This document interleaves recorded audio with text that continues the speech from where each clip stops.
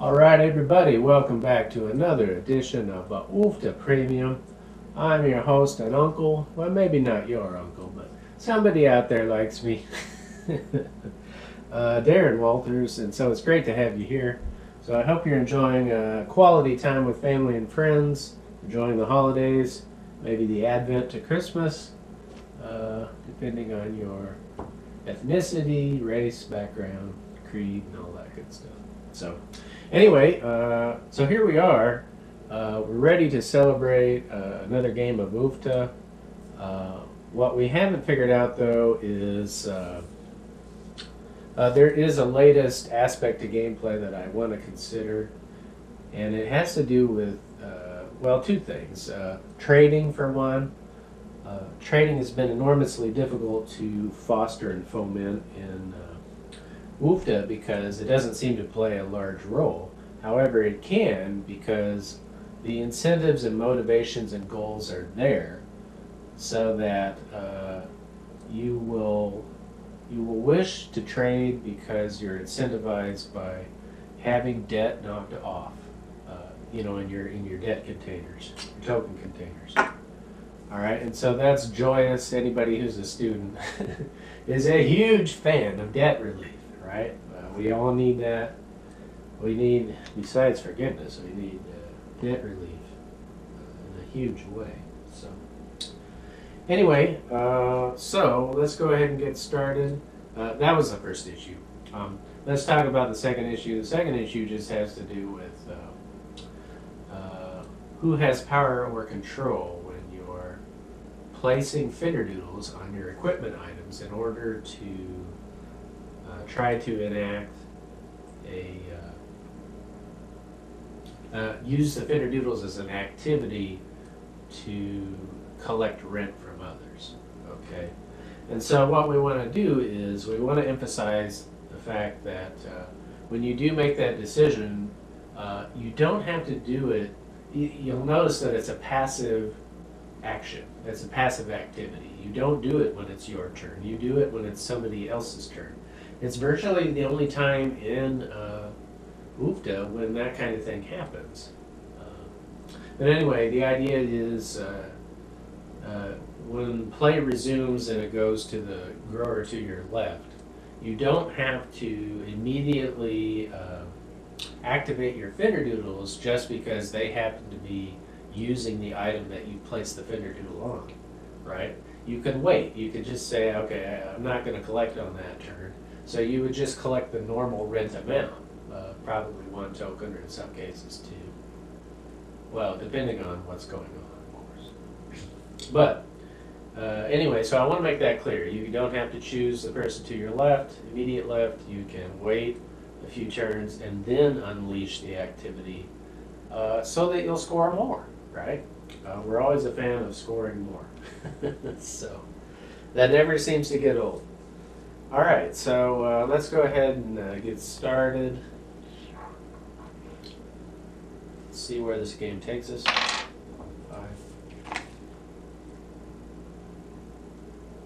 Oh, and as far as latest updates as far as starting a tournament goes, I'm going to be looking into crowdfunding again. That seems to be the goal of everyone, especially in the fourth quarter. But the money end of this doesn't interest me that much. It's a necessary evil, if you want to call it that. I honestly don't care about the money. I just want to spread the love and joy and share UFTA with all families and friends everywhere on the planet. Everywhere that people really need escape from reality, right? Because too many people have made reality worse for others. They're in the business of doing that. So I don't know why you'd want to do that. Anyway, so the idea is we're just going to go ahead and start. And we'll see where this takes us. Cucumbers.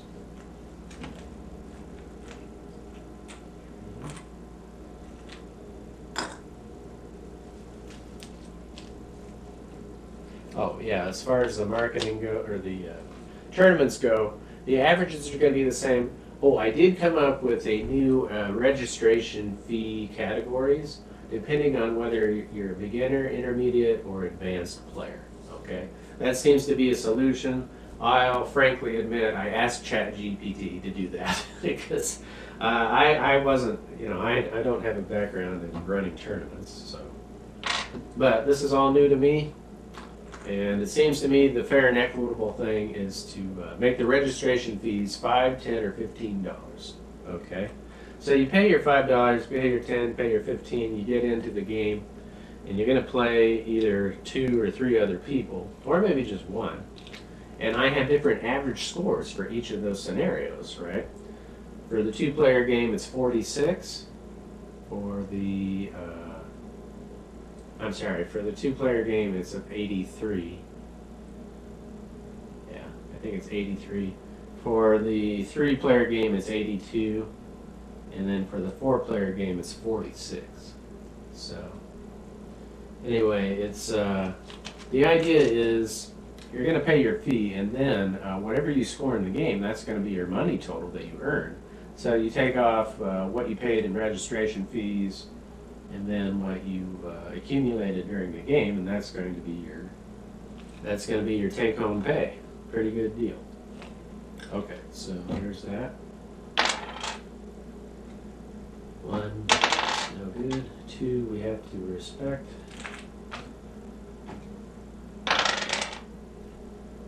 5, we're going to disc. We're going to plant.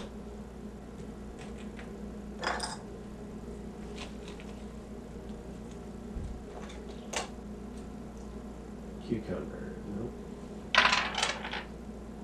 1, we've got cucumbers. Collect 10 tokens. Alright, we can't do that yet. Can't roll a 1. Cultivate and harvest. We've got cukes on cukes. It's 11.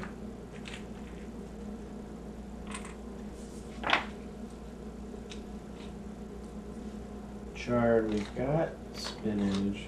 Get rid of. 6. Disking and planting squash.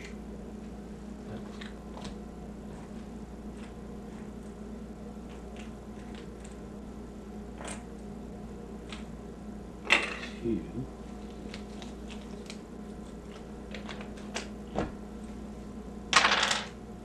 Here's a 1.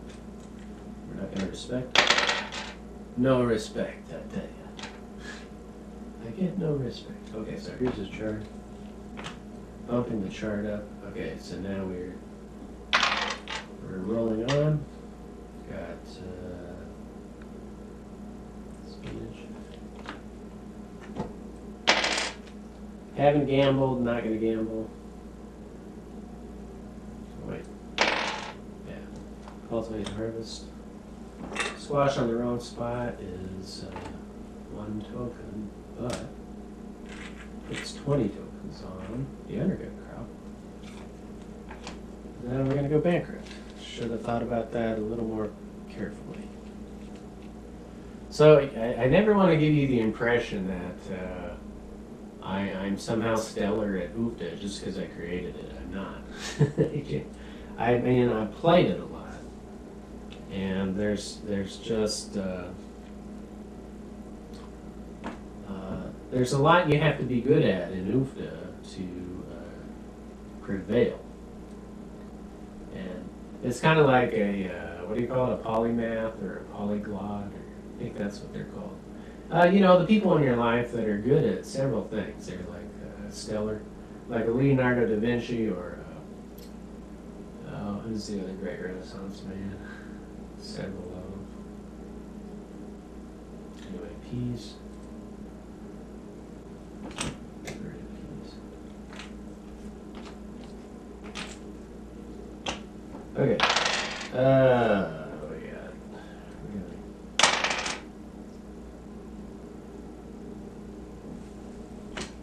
I'm not going to take a 3. Here's a 1. Oh, collect 10 tokens.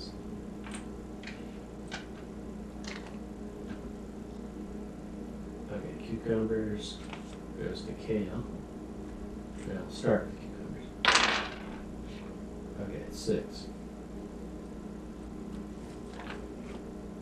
So actually, I'm thinking in this game, let's just go ahead and speed up to the middle game where we're more likely to have equipment items and Fenderdoodles ready. So we can just demonstrate our point real quick. So we got the disc, we got the harvester. All right, so we're looking good.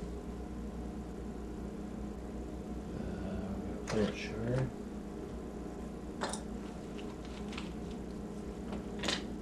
Okay. One is exciting. 2 crops. And gamble. Not gonna gamble.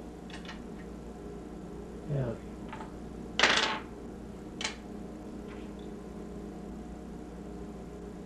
One, 2. Okay. Pay that. 3 back. Cultivate and harvest. Chard on the wrong spot is 11.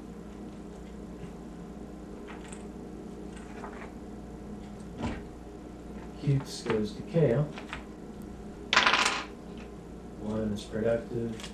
Remove 2 crops. Get rid of the chard.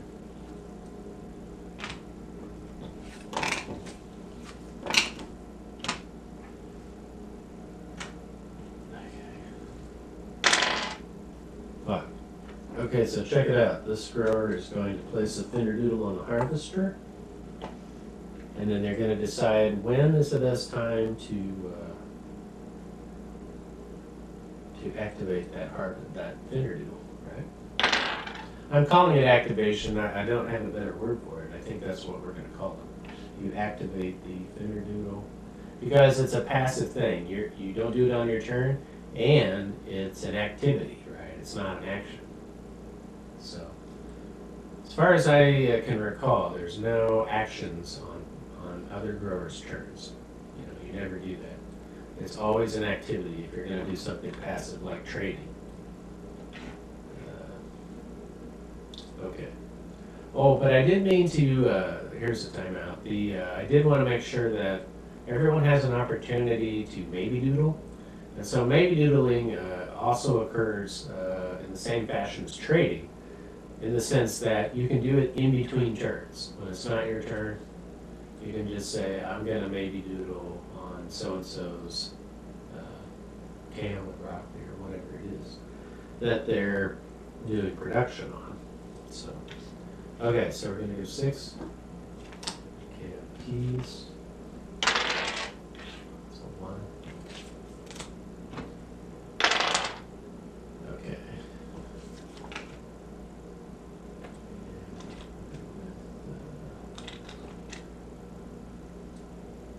We don't have anything to do on this one.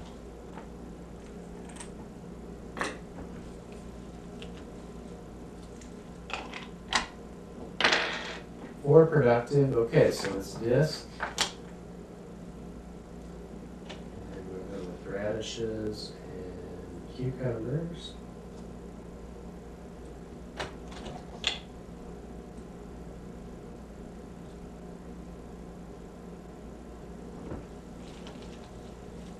Yep.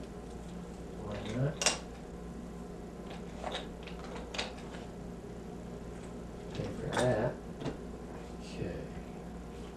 These broccoli. 1. Plague. Okay, so 2. Peas up. Alright, so here's a case where the player to the left, the person who activated the Fenderdoodle, is going to harvest. So, you just have to use your imagination. This grower is in fact going to use the passive activity when it's not their turn, because this grower is cultivating and harvesting. So with that, the harvesting happens, and the grower says, aha, I'm activating my Fenderdoodle. Fenderdoodle goes place down because it's reverted back into a baby or primordia. And then they'll collect their funds. So in this case it was 4, which doubles to 8, thanks to the Fenderdoodle. You see? And so that's how we generate income in Oofta, right? Okay, so I think that's going to do it. We've demonstrated our point. Hopefully you're enjoying quality time, like I said, with your family and friends. Don't forget to check out Oofta. Look at the video descriptions, below the video, because I want to make sure that everyone understands that I do have Etsy and Amazon shops, right? So if you just go to Amazon, you type in Oofta, and you'll find some merchandise and apparel there. And then if you go to Etsy and you type in Oofta there, you can find additional apparel and items, okay? But you got to remember to do that. I also have affiliate links to products on Amazon, so if you click on any of those links, you might find some stuff you like. And go ahead and check that out, because some of those items might be discounted from time to time, right? So you need to kind of stay savvy, stay aware, and look for deals, items that might help you and your family out. All right, so that's going to do it for me in this edition of Oofta. Until I see you next time, keep on playing, and I'll see you then. Adios.